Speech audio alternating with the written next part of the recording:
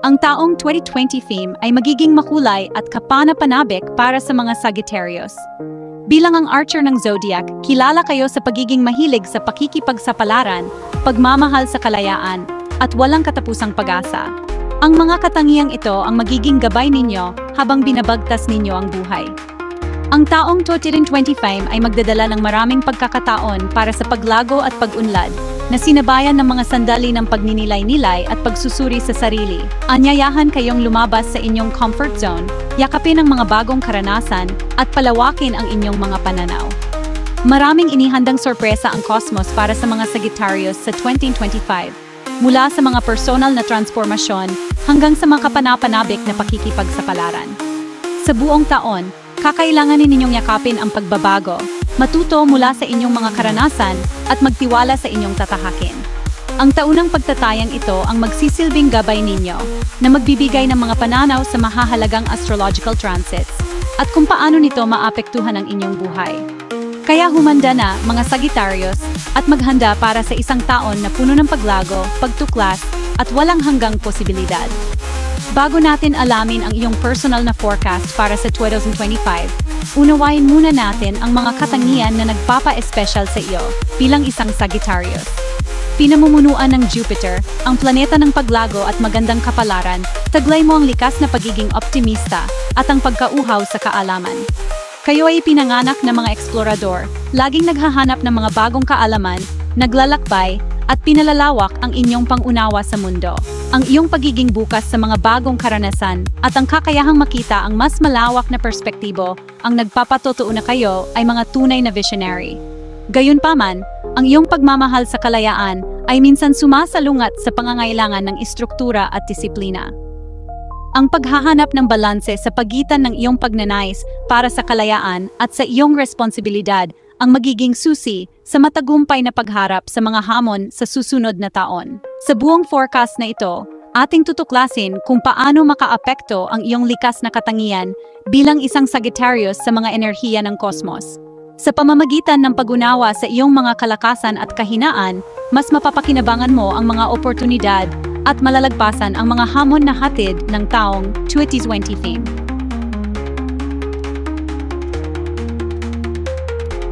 Bilang isang tunay na Sagittarius, ikaw ay parang isang ilaw ng pagiging positibo at sigla. Nakakahawa ang iyong tawa at ang abilidad mo na makahanap ng saya sa mga simpleng bagay ay tunay na nakaka-inspire. Tinatahak mo ang buhay na uhaw sa pakikipagsapalaran, laging handang sumubok ng mga bagong bagay at kalugarin ang mga hindi pa natutuklasan.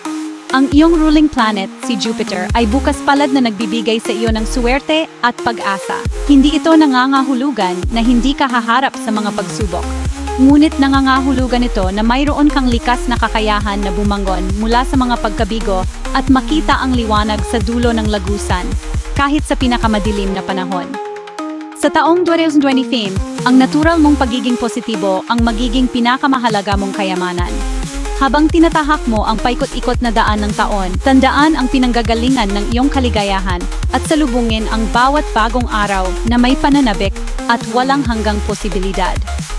Buksan ang iyong mga bisig sa mga bagay na hindi mo pa alam, Sagittarius, dahil sa mundo ng mga hindi pa natin alam kung saan ka pinakamas sumisikat. Hayaan mong ang iyong malakas na loob na maglakbay ang gumagabay sa iyo. At magugulat ka sa mga hindi ka panipaniwalang karanasan na naghihintay sa iyo.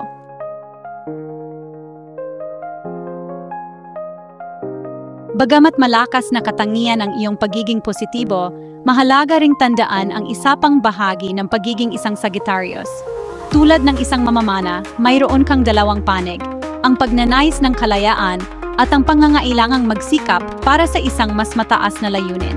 Minsan, ang iyong pagiging malaya ay maaring magpahirap sa paggawa ng mga pangmatagalang plano o pagsunod sa istriktong rutina. Hinahangad mo ang dagliang mga pangyayari at ang kalayaang mabuhay ayon sa gusto mo. Gayunpaman, kung walang malinaw na target, ang iyong mga palaso ay maaring maligaw ng landas.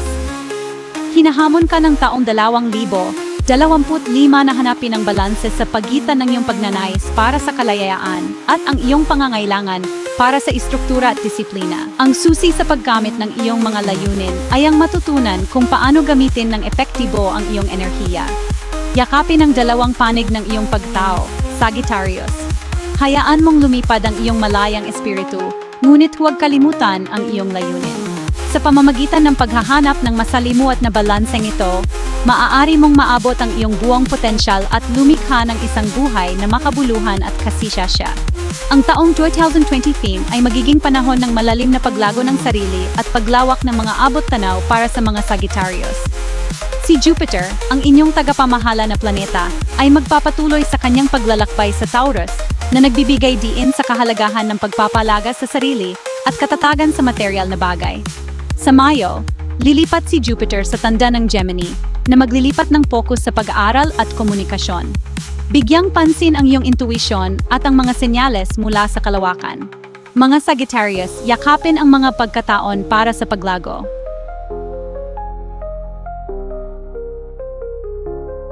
Nasa dugo mo ang maglakbay, Sagittarius, at hindi ka bibiguin ng 2025. Tinatawag ka ng kalawakan na lumabas sa iyong comfort zone, yakapin ang mga hindi mo pa alam, at palawakin ang iyong mga abot-tanaw sa mga kapanapanabik na paraan. Maglakbay man sa malalayong lugar, maghanap ng kaliwanagan, o sumubok ng bagong bagay sa sarili mong lungsod, ang mahalaga ay sabihin mong oo sa lahat ng nagbigay saya sa iyong kaluluwa. Sa taong ito, huwag matakot na sumubok, sundin ang iyong kuryosidad, at tamasahin ang pananabik sa mga hindi pa alam. Magtiwala na susuportahan ka ng universo sa bawat hakbang mo, at kahit na hindi maging ayon sa plano ang mga bagay-bagay, ang paglalakbay mismo ay magiging napakalaga. Tandaan, Sagittarius, ang buhay mismo ay isang pakikipagsapalaran. Kaya ihanda mo na ang iyong mga bagahe, literal at hindi, at humanda para sa isang hindi malilimutang paglalakbay.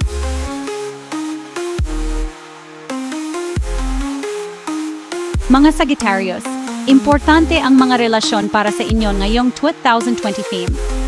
Ang mahalaga ay mahanap ang balanse sa pagitan ng pagmamahal ninyo sa kalayaan at ang hangarin ninyo para sa mga makabuluhang koneksyon.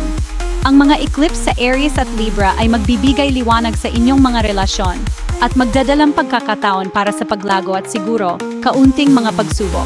Ang solar eclipse sa Aries ngayong Abril ay maghihikayat sa inyo na manindigan para sa sarili sa mga relasyon at maghanap ng mga koneksyon na makakatulong sa inyong pag-unlad bilang isang tao. Ang lunar eclipse naman sa Libra ngayong Oktubre ay maaring magdala ng mga tema ng kompromiso, hustisya at pagtatakda ng malusog na mga hangganan. Maaring kailanganin ninyong suriin muli ang ilan sa inyong mga relasyon at alamin kung tunay ba itong mabuti para sa inyo. Tandaan, mga Sagittarius, okay lang na unahin ang sarili ninyong pangangailangan at magtakda ng mga hangganan para protektahan ang inyong enerhiya. Ang malusog na relasyon ay tungkol sa paglago ng bawat isa, parehong magkasama at individual.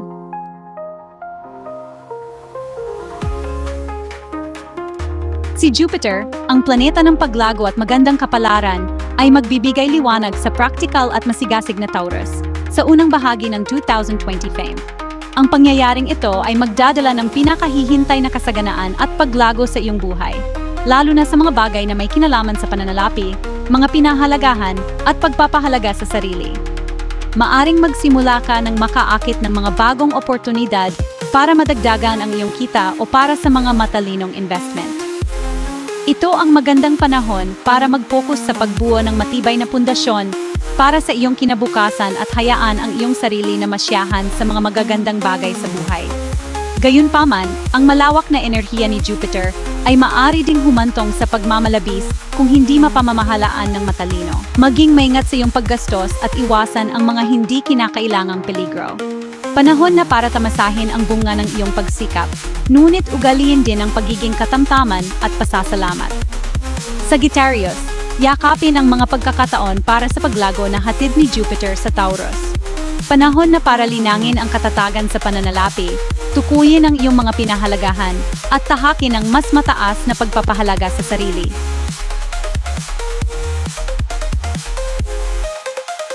Mga Sagittarius, sa taong 2020 theme, may dalawang eclipse na magkakaroon ng malaking epekto sa inyong paglalakbay. Ang unang eclipse ay mangyayari sa Aries-Libra axis. Bibigyang diin nito ang mga bagay tulad ng pagkakakilanlan, mga relasyon, at paghahanap ng balanse sa pagitan ng kalayaan at koneksyon sa iba. Ang solar eclipse sa Aries sa Abril 2025 ay magbibigay lakas sa bahagi ng inyong chart na may kinalaman sa pagkamalihain, pagpahayag ng sarili, at pag-ibig. Ang eklipse na ito ay maaring magdala ng mga bagong simula sa mga aspetong ito. Hinihikayat kayo nito na yakapin ang inyong sariling katangian at ituloy ang mga bagay na inyong minamahal ng may panibagong sigla. Ang lunar eclipse sa Libra sa Oktubre 2025 ay babagsak sa bahagi ng inyong chart na konektado sa mga kaibigan, grupo, at mga pangmatagalang layunin. Ang eclipse na ito ay maaaring maging isang turning point o culmination sa mga aspetong ito. Inaanyayahan kayo nitong pag-isipan muli ang inyong mga pangako at maghanap ng higit na pagkakaisa sa inyong mga relasyon. Ang mga eclipse na ito ay humihikayat sa inyo na maghanap ng balanse sa pagitan ng inyong sariling pangangailangan at ng mapangangailangan ng mga tao sa paligid ninyo. Mga Sagittarius, yakapin ang mga pagbagong nagaganap sa harap ninyo at magtiwala na kayo ay ginagabayan tungo sa mas kasiyasya at tunay na pagpapahayag ng inyong sarili.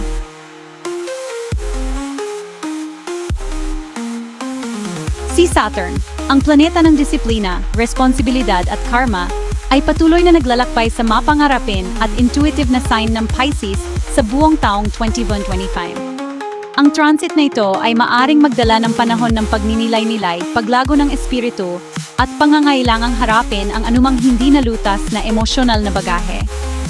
Maari mong simulang questionin ang iyong mga paniniwala, mas malalim na pag-aralan ang iyong espiritualidad o maghanap ng pag-isa at pagninilay-nilay.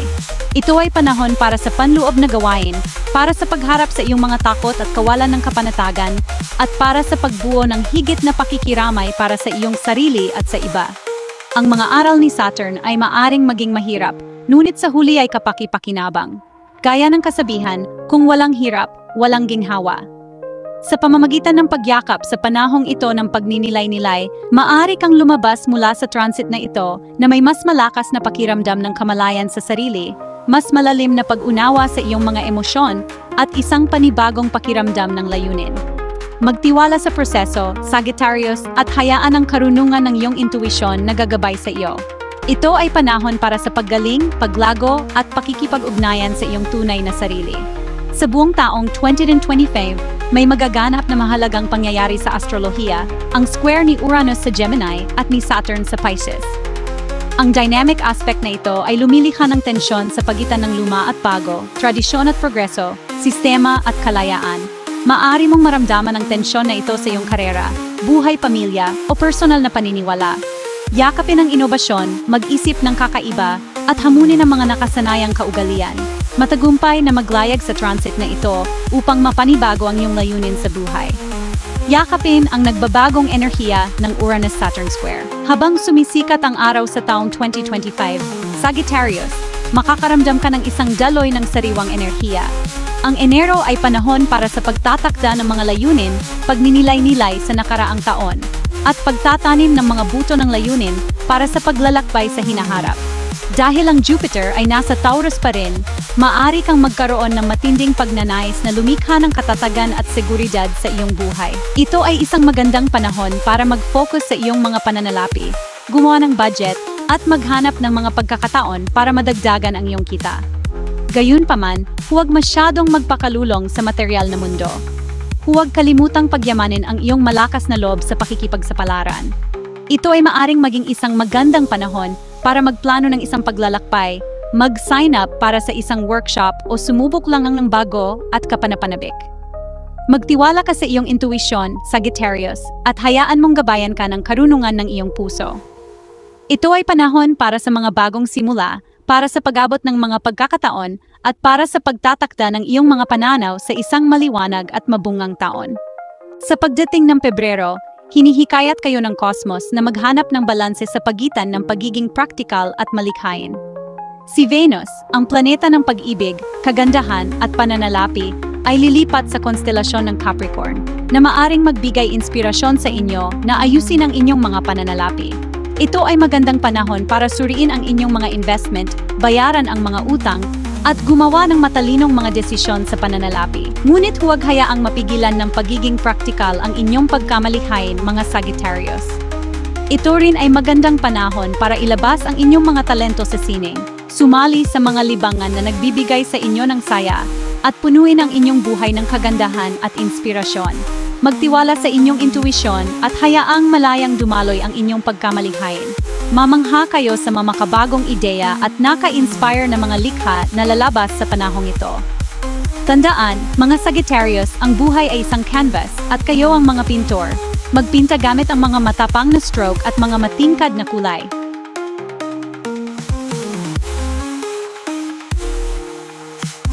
Mga Sagittarius, hatid sa inyo ng Marso ang daluyong ng pakikipagkaibigan. Habang ang araw ay nasa Pisces, ang inyong bahay ng tahanan at pamilya, mas gugustuhin ninyong kumonekta sa mga mahal sa buhay, lumikha ng komportable at masayang kapaligiran sa inyong mga tahanan, at alagaan ang inyong mga emosyon. Ngunit, habang tumatagal ang buwan at ang araw ay lumilipat sa Aries, ang inyong bahay ng pagkamalikhain, pag-ibig, at pagpapahayag ng sarili, makakaramdam kayo ng pagdagsa ng enerhiya at panibagong sigla sa buhay. Ito ang magandang panahon para gawin ang inyong mga hilig, sumubok ng bago, at ipahayag ang tunay na kayo. Kung kayo ay single, ito ang magandang pagkakataon para makihalubilo at makilala ng mga bagong tao. Kung kayo ay may karelasyon, mag-focus sa pagdala ng saya at kasiglahan sa inyong love life. Ang Abril ay magiging isang napakahalagang buwan para sa iyo, Sagittarius, dahil dito magaganap ang mga unang eclipse ng taon. Ang solar eclipse sa Aries, na magaganap sa ika-10 ng Abril, ay makaka-impluwensya sa iyong sektor ng pagkamalikhain, pag-ibig, at pagpapahayag ng sarili. Buksan ang inyong mga sarili sa enerhiyang ito. Mahal kong Sagittarius, hayaan ninyong ang inyong mga hilig ang maging gabay ninyo. Panahon na para lumabas sa iyong comfort zone at sumubok ng bago. Ang pangalawang eclipse ng buwan, isang lunar eclipse sa Libra, ay magaganap sa ika-25 ng Abril at makakaapekto sa iyong sektor ng pagkakaibigan at mga pangmatagalang layunin. Maaring pag-isipan mong muli ang iyong mga pakikipagkaibigan o gumawa ng mga pagbabago sa iyong mga pangmatagalang layunin.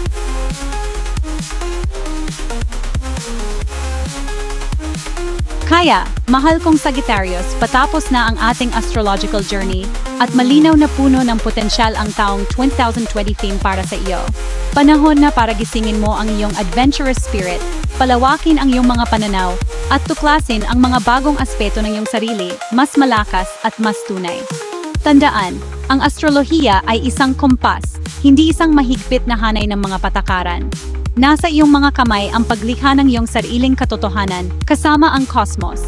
Sa pamamagitan ng pag-unawa sa mga enerhiya na nakaka-impluwensya sa atin at paggamit ng mga oportunidad na ibinibigay nito, malalampasan mo ang taong ito ng may biyaya, karunungan at masayang pag-asam. Magtiwala ka sa paglalakbay na ito, Sagittarius.